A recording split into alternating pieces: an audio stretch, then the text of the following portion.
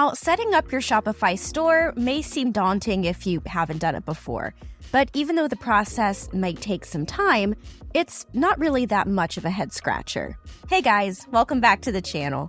So in today's video, I'm going to guide you through the entire process of setting up your Shopify store.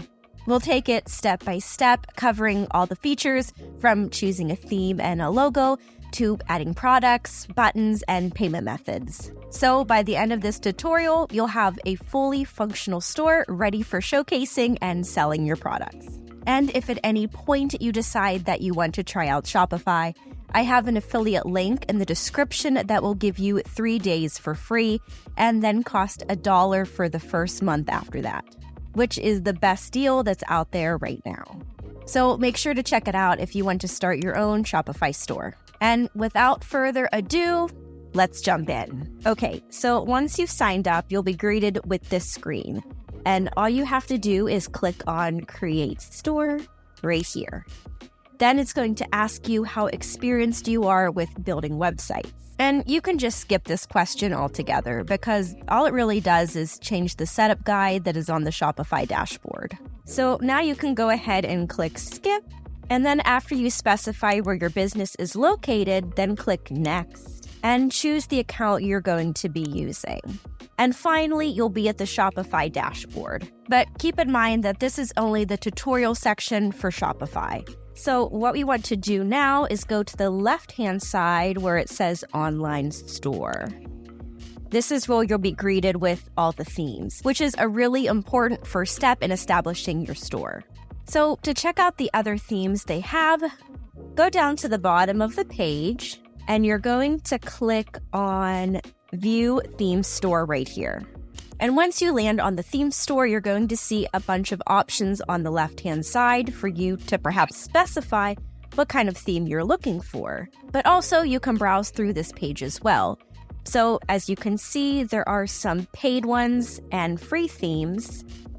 And like I said, you can categorize them according to what you're looking for. So let's say you're looking for a free theme. So you pick whatever theme you like. So let's click on one of these themes. And the cool thing about Shopify is that you can view a demo store using the theme itself. And to choose one now that aligns with the vision I have for my website, I'm going to go with the Dawn theme. So if you want to see a preview of your store before committing to a theme, you can click on Try Theme, and then it's going to generate this theme for you. And once Shopify has finished generating your theme, you can find it in the theme library and also publish it by clicking on Publish. And it's going to replace the theme that you already have. But now that I've gone with the Dawn theme, we don't need to go through that process. But once you do get that finished, you're going to want to go to the Customize button and right-click on it. It's better to open this in a new tab because then you can easily switch from the theme editor to the theme library as many times as we want. Okay, so now that you've opened up your new tab, you're going to see the theme editor. If you look on the left-hand side, you're going to see a basic structure for your website containing the header, the footer, and the content in between. Whatever changes we make on the left-hand side are going to be previewed on the right. And this bar is going to be present on whatever page we're on. So by the end of the video, you're going to be very, very familiar with it. And if you go to the right-hand side up here, you're going to see the mobile icon where you can customize your site for mobile devices. However, we're not going to be spending too much time here because whatever changes we make in the desktop editor are going to be adapted and accommodated for mobile devices. So you don't have to worry that it's going to be disrupted. Now, if you look on the left-hand side, you'll also notice that we have certain sections included with our Dawn theme. So you have the image banner and then the featured collection at the bottom here. When you want to add a new section, just click or hover in between sections like this. You click on the Add Section button, and then you pick whatever option you want from the menu. You can also do this by going to the main sidebar menu, but just going back, if you find yourself in a particular section, you click on this arrow, and then it will take you back to the main sidebar. So you click on the Add Section button, and then the same prompt will pop up.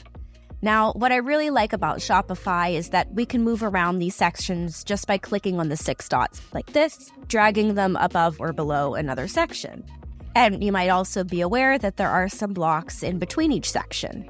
So right now, we have our text block and then our button block. If you want to edit a block, you just click on it from the left-hand side. And then here you're going to get some options as to where you can change for that particular block. And you can also click on it from the right-hand side, preview, and similarly get the options for that blog as well. So, like I said, this is our left-hand menu. We're going to be spending a lot of time here, so you will familiarize yourself and then some. Now that we've covered the themes, the next thing I wanted to talk about is how you can change your logo, your color scheme, and the font for your text. And so to do so, go to the left-hand side on this gear where it says Theme Settings. For the logo, click on the logo. This drop-down menu will appear. Click on Select Images, Upload Image. And I already have a bunch of these images set up for me. I've got them through the internet, so don't think there's some obscure photos. I suggest that you organize all your photos into one folder so that you're not scouring all over your computer trying to find the photos that you need. And I made a logo using a site called Canva. It allows you to create all kinds of photos and edit them, and it's really handy, especially when you're trying to use pictures and add them to your site. And if you want to just customize them a little more than you typically would, I'll put a link to Canva in the description below if you want to try that out. Now, to transfer an image, you click on the image. You can see my logo here and click Open. It's going to take some time to upload. And once it's uploaded, all you got to do is click on Done over here. And then the logo is going to pop up in the top left like this. And you have some customization options for the menus, such as the logo width right here. So you can make it any size you want. Personally, I like 140. You can also change other things by clicking on the logo header, such as desktop logo position. As you can see, you have 4 options to choose from, but I personally like the middle center because it looks balanced. And the next thing we need to touch upon is the sticky header. So what this is whether or not the header is going to stay put when the customer is scrolling or not. So those are the options you have. That being said, the last section for the menu that you need to know is the spacing. So the spacing, the bottom margin, at least changes the space here. For example, if you make it really large, then you're going to have this white space in between one section and the one below it. And the section padding just increases the amount of space you have in the section itself. It doesn't affect the other ones. So you can make this larger or smaller or leave it as it is. If you make it very small, you still have a good amount of space, so it's not really restrictive. And so that's pretty much all you need to know about the header menu customization options. And guys, make sure to save your progress in the top right. You do not want to slip up on that one. Trust me, from personal experience. Now, when it comes to choosing the colors for our store, we need to go to the theme settings here, and then under the logo is the color section. So we can just choose any scheme, which you can then customize by clicking on these circles. And then you can play around with the templates and palettes. So if you want to add a scheme, you just have to click on Add Scheme right here, and you can do the same thing. So these are the presets that came with the Dawn theme. For any other theme that you choose, you'll probably have different ones. So that's a very important thing to keep in mind. Now, if you want to change a section or to add color to a section, click on Themes and then go down to the color scheme. Click on Change and then choose the color scheme that you want. So I want the blue and white one. And so that's how you change it. And of course, make sure to save what you just did. And now let's go ahead and touch upon the typography, which is over here on the left-hand side, just under the colors. So you open this up, and the first text you can change is the header text, which this is for example. So you can choose the text you want. I'm going to go with April Fat Face. Make sure to select the front and save your changes. And of course, you can change the sizing of the text as well. The next thing that you can alter is the body text. So that would be this text and the prices. So anything below the header text. So you click on change, and I'm going to go with something different this time. So we're going to go with Echo. Head down to select, and then you've changed both your header and body text. And so now what we need to do is, of course, go to the top right and save it. I'm not going to mention this every time, don't worry, but we do need to start fixing the images. So we're going to start fixing the header banner first. Now, there's two ways to go about this. Either you can access the customization options by clicking on the particular object you want, such as the banner. So I clicked on a banner, and you have all these options pop up on the left-hand side, or you can use the backwards arrow to access the main sidebar and click on them that way, or any of the other items on the homepage. So I'm going to click on the image banner, and just like what we did with the logo up here, I'm going to transfer an image into Shopify by clicking on Select Image. And as you can see, we're going with a coffee shop. So there you go. Now you know how to transfer the image into Shopify. Then you're going to see the image pop up on your website. Now you can change the opacity of this image to whatever extent you want. Personally, I like to keep it standard since I typically like the standard Shopify. Now, if you want to make the image smaller, you need to go down to banner heights, and you can choose any of these four options. Adaptive first image is essentially small, so I typically go with medium, and let me show you a really cool thing. Now you can actually change the animation for the behavior of this image, so let me show you how that works. You go down to animations, and you have these options. Of all the options, the ambient movement is my personal favorite because it's very subtle, but it makes your website come alive, and it's really cool. You can have a fixed background position, so as the person scrolls, it doesn't move, but it's still prominent on the screen. Or you can have the zoom in feature on scroll, which the more they scroll, it's going to zoom in on the product. Now, you'll notice there's not much of a difference between these two.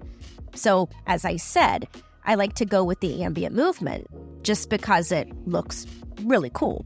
Now, you can also change where the text is located, where the content is located in your banner. So you can do this just by clicking on Desktop Content Position. And you have a lot of choices. And luckily for me, I'm okay with the content where it's located. So we're just going to leave it where it is. But you can play around with it and choose where you want to place it. But of course, let's actually change the text within this text box. And like I said earlier, you can just click on the object and change it. So here we're going to remove this text right here in the footer. And you'll see you can still change the heading size even when you're not in the typography section. But right now, what I want to do is remove this button. We'll talk about what buttons do and how we can link pages to them later in the video. But right now, we're going to remove this to have a clean first impression. So we're going to leave that as is. Now, before we go ahead and add products, I just need to add another section. So I'm going to click on Add Section and then choose the collection list. And the thought process behind this is to add 3 different categories of coffee. And below, we're going to have all of the featured products. So this is where all our products are going to be listed, but this is more focused as to where a customer might want to go. And to add our products, we need to go back to this tab, go to Products on the left-hand side up here, and then choose the first option. The second one is the collections. We'll get into that, but first, let's add those products. Now, to add products, just simply click on Add Products from here.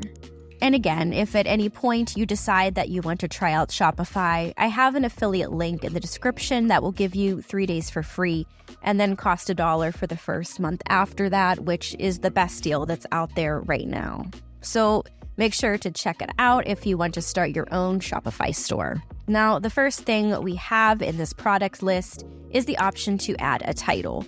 So I'm just going to add the title of an item I already have here. You write your description. You can write your own custom description, or you can use the generate text option right here and input some text, some keywords, and then hit generate. And over here, you can change the tone of any of these here, or you can include your own tone. If you're not happy with the text you got, you can generate it again, but we're going to keep it this time.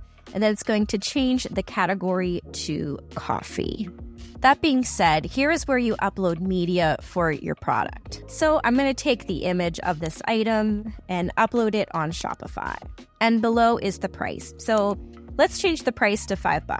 The compare price is the discounted price. So if I drop this down to $2.50, then it's going to show that it's on sale. And cost per item shows the expenses on your end, exactly how much it costs you to sell this item. And the track quantity is pretty self-explanatory.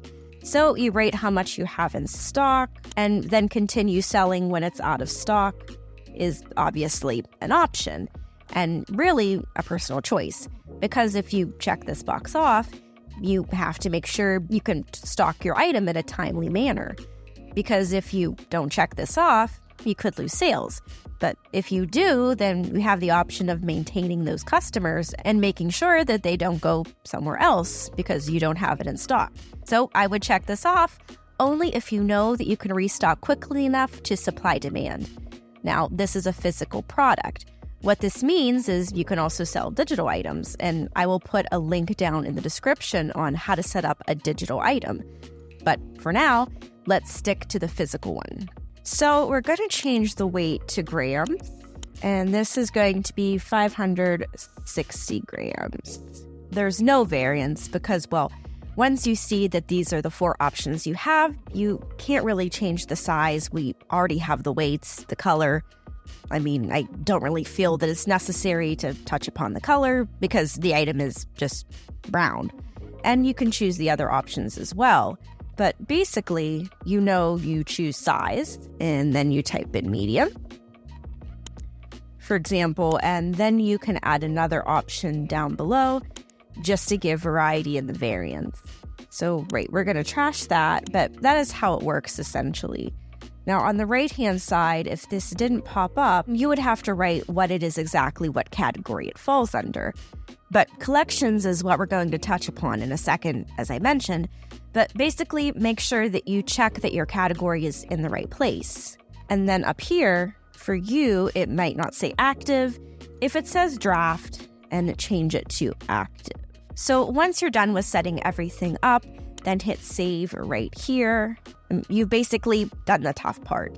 Now you can go back and add another product just by hitting add product in the top right here and go through the process for every single item. I'm going to save you some time, so let me add the rest of my products and then we're going to go to the collections. All right, so now that I've finished adding all my products, let's go over here to collections. So hit create collection, add your title. In this case, I don't really need to add a description, but what we do need to do is add an image. So go to your folder, and this is going to be the thumbnail for this category. And then down here, you can either select manual or automated. So any product that you have under a particular tag is going to go into this category that you make. So for example, I can have any iced coffee products go immediately to the iced coffee category. But for intents and purposes of this video, I'm going to do this manually. So hit manual, hit save, and then after this, you're going to be able to add your products. So from here, go to browse, and then I'm just going to select the iced coffee one. So iced coffee, there should be 5. All right, add them, and then make sure you have confirmed your choices. So double check it. And we've basically created one category. So let's just take a look at how this appears in our store. Okay, so this is how this iced coffee category is going to appear on our store. So we've taken care of that. Now I'm just going to add the other 2 categories by going back with this backwards arrow, and then we'll move on to the next thing. All right, so now that I've added the other 2 collections, let's see what our site looks like now. So we're going to go back to this tab, scroll down to our feature products, and you'll see how things have changed. But we still need to adjust this a little bit because it doesn't look right now. We're going to click on this. You can change things such as the heading size, the description, things we're already a little more familiar with. Then you go down here, and what I want to change in particular is the amount of products that are shown. I like to go with 8 and 4. You can, of course, change this to whatever ratio you want, but I typically go for that because, well, it looks a lot more organized. Now, I would highly recommend checking this off because it optimizes your site for all devices and doesn't leave any blank spots where there shouldn't be down below. You can enable the carousel on desktop only, so this allows your customers to see products in a different format. I'm going to uncheck that. In this case, you can change the color scheme, as we've already talked about before, but I'm going to leave it as it is right now. Then you have the product card. So the image ratio, because I have a white background, this doesn't really do much besides just zoom in on it a little more. So I'm going to leave it as is. Since this isn't a full image, it's only going to change the background. I mean, it really depends on the image you have. In this case, I'll go with round, just because it makes it look a little cooler. And you can change the padding as well, which is something else we've discussed already. So when it comes to the feature products and the customization options, that is all you really need to know. But for now, we need to add the collections. And to do so, you just click on one of the images, you pick which collection you want. For example, I'm going to go with instant coffee. And then you repeat the process for every collection. Now, I want to show you one thing in particular. So you select your collection, and for example, your image isn't actually optimized for these sites. Don't worry, because there is a fix for that. So I'll just add the last image as well, just to really show you what I mean. So all 3 images are different sizes, but we can just change this by clicking on the section. And then right here, where you have the image ratio, you can just either choose portrait or square, and it's going to adjust it accordingly. Similarly to what we did with the feature products, you can change the number of columns on the desktop view. Now, if you have more columns, what I recommend is getting creative and just adding another collection. And so then that's a way to really work around that issue. And so a lot of the settings are the same as they were down here. You can change the color scheme and then adjust the padding. But as far as our collection goes, yeah, it's not really hard to add them. And actually what we did here was essentially make 3 individual pages because of the example. For example, I click on iced coffee, and so it's going to take me to the iced coffee page. And so this is a great segue into what I want to talk about next, which is how to customize our menu and how to add pages. All right, so let's do that by heading back to this tab. And from our collections, go down to online store, go to pages, and then click on add page. So all we have to do here is add our title. I'm going to add a recipe list. And here's another thing you need to take into consideration. Make sure that your template is not crossing over with another template that you pick. For example, if I take the contact page and apply it to 2 different pages, I'm essentially going to be changing both pages at once. So it's going to create confusion. So essentially, make sure you have one template for each individual page. Okay, so go ahead and save this and go to navigation right here if you want to add this to the menu. But first thing we have to do is head back here. And if you want to add another page, click here. Now, if you want to customize this page name, just click on the actual item. And if you want to add it to the menu, click on navigation. And then you have the footer menu and main menu. We're going to customize the footer menu later on. Right now, let's focus on the main menu. So what we want to do is click on Add Menu Item. And we're going to add the page that we just created. Go to Pages, and here's our recipe list. And click on it. And there you go. That's how that's done. Now, what I want to do is add those 3 other collections that we just made and put it under the catalog section. And to do so, click on that, go here, and then go to collection. And I'm going to take the coffee beans added to this and then add something to another menu item. Just drag it, and you're going to see how the line changes. So if it's an individual, if it's a product or item on its own, it's going to have a line all the way through. If you're putting it under something, it's going to be a little smaller, so you just place it right there. And then to add another item, just go back to where it is on your menu, add it, and then that's how that process works. So it doesn't really take too much time. And now that we've added this, go down here and click Save Menu. But if you want to make a menu of your own, just click on Add Menu, and then you can make a particular menu. For example, if you want a sidebar menu, so you have some flexibility in that. And now let's take a look at how this menu looks on our website. Now, all right, as you can see right here, our main menu has changed a bit. So we've added the catalog with our drop-down menu as well as our recipe list page. Now, we do need to address the recipe list page and customize it. Okay, so first let me tell you about how to set up a button and point a customer to a specific page. So what we're going to do is we're going to add a section rather than a page. And we're going to do it with the image with text. And I don't want it to be all the way down here. So we're going to drag this and move it above the knot right here.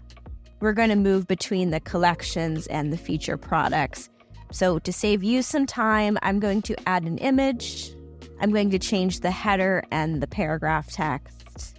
And once I'm finished with that, I'll show you how to set up your button. All right, so that's taken care of. Let's go ahead and check out this button. So once you click on it, you have 2 options here. You can either change the label or the name. And then down here is where the magic happens. So you click on the button link, and you can link it to collections, a particular product page, all these things. In my case, I'm going to link it to a page. So I clicked on that, and then my recipe list page is right there. Now you might be thinking, well, this kind of sucks. This is a pretty dark color. Well, what you can do is go back to theme settings, click on colors, and whatever theme you choose, you go on that. And then you can change the button background label and the outline of that for now. I'm okay with what I've got here. But if you want to change it, well, there you go. That's where you would have to go to do that. Now, let's go to let's take advantage of this link and click on it. And then now you can see that it works, and we're on the page that we actually need to customize ourselves.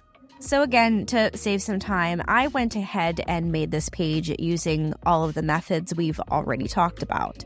So don't think that I'm using some special tricks. I just wanted to make sure that we don't tread over the same stuff. Now, this time I just added a multi-row and went ahead to include the pictures of some coffees and included the descriptions. Then I created a page for the Turkish coffee recipe. However, here's what I was talking about when I said not using the same template twice. I made this mistake myself, and then I had 2 of the same pages, so I fixed that. And after that was taken care of, I went back to start working on the Turkish coffee recipe page. Then the first thing I did was add another section, and I chose the image with text. And with this, I added a picture, of course, and then I added a header text. But once I got to the paragraph section, I wanted to make one part of this stand out more, so I used the bold tool. However, once they added the rest of my text, the picture on the left girl was a little too large, so I resolved this by clicking on it, going to image height, making this medium, and then scroll down a little further. And I wanted to make this content overlap because it's a good way to fix this issue. So you have to get creative sometimes. And so that's pretty much all I had to add for that. Okay, so now that we've taken care of the more aesthetic side of things, let's touch upon marketing, the policies, all the nitty-gritty stuff. So what you need to do is go back to your dashboard and then go down to settings right here. All right, so let's talk about our store details, which is the first tab. Make sure to check this information so that it's correct. And if you want to edit, just click on the pen icon right here and then input your info. And right below is your billing information, which you can also edit the same way by clicking on the pen. And beneath that is the store currency, which should already be adjusted to your location. And if it's not, you can click on the bar and choose the correct one. Now let's head to our payments tab all the way up here. Right off the bat, you're going to see Shopify payments, which makes the payment process a lot more convenient as Shopify has optimized it for us. And it allows customers to save their info for a quicker checkout experience. And the catch here is that your business needs to have a registration number and that you are in one of the supported countries from this list right here. Okay, so if you meet both criteria, then you can click on Activate Shopify Payments. However, for everyone else, there is an alternative option. When you go down to the supported payment options right here, you'll see a default option, which for me is PayPal, but it might be something else like PayPal and Amazon Pay or either or. But you can always add more by clicking Add Another Payment Method. Then search by provider. Click on the bar and choose a provider that ideally supports Visa and MasterCard. So once you've made your decision, you'll want to head over to checkout. Here's where you're going to choose what info your customers need to input when they're at checkout. First thing you need to do is choose a contact method, whether that's phone or email. I personally prefer email, so we'll go with that. Now you can also tick the option to require the customer to log into their accounts before checkout. We're going to leave that box unchecked because I personally find that annoying and customers could too. So we want to make the checkout process as hassle-free as possible. Next is the customer information, which asks whether to include the first or last name. I prefer both because then you can personalize the marketing to the customers through their emails. For example, on a first name basis, such as, "Hey Mark, we have this deal," instead of "Mr. Miller" or something like that. The next option really depends on who you're selling to. So if you're selling to companies, then you really want to include this so you know which ones are buying from you. I'd put this as optional in any case. I recommend doing the same for address line, but we're going to leave it as optional anyways. However, the shipping and phone number is required. Then below the customer details is the order processing, which we can leave as is because the default settings work just fine. And then the marketing options should just include an email, but double check that. So now that we're done with checkout, we can go ahead and save. Next, we'll go to the marketing tab. There's two things to know here. So if you're planning on only selling domestically, then just make sure the primary country is the country you're in, and then you're done. But if you're selling internationally, then we'll have to touch on these other markets. Shopify has made this itself, including 27 countries. Now, if we go to this edit button right here, we can see all the countries that have already been added. To change it, you can click on Edit Again from the box here, and you'll be shown this list from where you can exclude or add countries that you sell in. When you're done with them, you can save your selection and then go to where it says Inactive and then activate these markets. From here, let's go to the Shipping and Delivery tab. Now, all items are going to have a different weight, but the smart thing to do is to create profiles for items that are at a similar weight. I only have coffee items at the moment, but if I were to expand my store to include, let's say, mugs and coffee pods, then maybe I'd put those together and then the actual coffee items separately. If you want to do that, you can create a new profile. However, for right now, I'll show you guys how to set up your general profile. But you can still follow the same steps if you're creating a new one. So let's hit the general section. And here you'll find the products linked to this profile.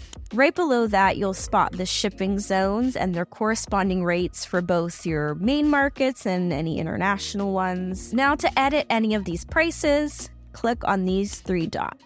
Edit rate and customize set rates for international rates.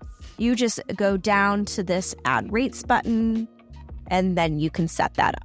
And now we can finally get around to that policy that I talked about a little earlier. So let's exit out of this, head back up to the page, and then select Policies. So the first thing you can do here is edit the terms of the returns policy by clicking on Manage right here. You can pick the time window customers have to return something, the return rate down below, and then you can set where you have set which products or collections can not be returned when you have a final sale. And then at the bottom is the summary of your return policy. Now just go back to the previous page by clicking on this backwards arrow and hit Turn On, and your return policy will be applied. As for everything else, it's super easy. Just click on the Create From template, and Shopify will make a template according to the policy in question. You can do this for all of the policies except for shipping and returns, which I have made a sample version of. I made this using ChatGPT, but I highly recommend you make your own so you can set your criteria. So once you're finished creating templates and filling each section, now let's go ahead and save this. And the great thing about this actually is that we can add these policies to our footer menu without really doing too much work. So you can do this just by exiting out of here, and we're already in navigation. So that's convenient. And so this time we go to our footer menu and we're going to click on Add Menu Item. The process is the same. Then you click on Search or Paste and Link. And now we have our policy section. So I'll show you how to add one, and then I'll do the rest just behind the scenes, I suppose. So we're going to add the privacy policy. We can change the name up here, but I don't really feel the need to. So we're just going to add this right here, and then just let me add the rest. All right, so now that that's taken care of, let's go back to our website and see what it looks like. So we just scroll all the way down to the bottom, and here they are. Here are our policies. So let's check out if they work. Click on the refund policy, and there you go. It works. Now, the last thing I want to check is whether or not a customer can reach the checkout page so that we know that the whole site is functional and of itself. So to do so, go to the top left and then click on View. And then let's go down to find an item. For example, let's go to the coffee beans and check out this. And you'll notice how it has the tax information here and then the description that we wrote a little earlier on. So now let's add a few to our cart so we know the cart works. Let's go to the checkout page. And now the moment of truth. Okay, everything looks great. So you'll notice there are no payment methods saved. That's because this isn't a real site. And I would have to go through the whole process of setting this up myself. But in this case, we just need to know that we can reach the checkout page. The payment process is for the customer to take care of. But now that we know that the site works, everything's functional, let's go ahead and make this sucker live. So of course, we're going to exit out of that and then go back to this page. Head back up to home, or not home, rather, let's go to the online store. And now you're going to see something that says remove password. Well, we're going to have to just click on that. And that's pretty much all there is to it. So this about wraps up today's tutorial on how to create your store on Shopify. And I hope this video helped you guys out and it was easy to follow. You should now be ready to launch your online store. But remember to keep optimizing and adapting to your customers' needs.